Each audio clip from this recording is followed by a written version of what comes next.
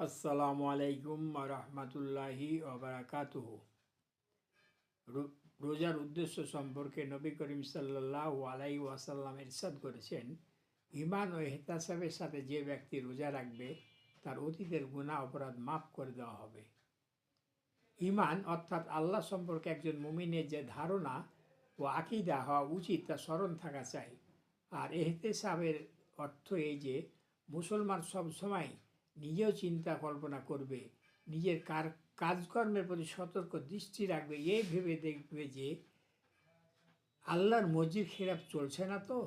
এ দুটি জিনিসের সাথে যে ব্যক্তি রমজানের পূর্ণ রোজা রাখবে সে তার অতীতের সব গুনাহ অপরাধ মাফ করিয়ে নিতে পারবে। অতীতে সে কখনো নাফরমান আর আল্লাহদ্রোহী বান্দা থাকলেও এইভাবে রোজা রাখলে প্রমাণিত হবে যে এখন সে প্রকৃত মালিক আল্লাহর দিকে পুরোপুরি প্রত্যাবর্তন করেছে।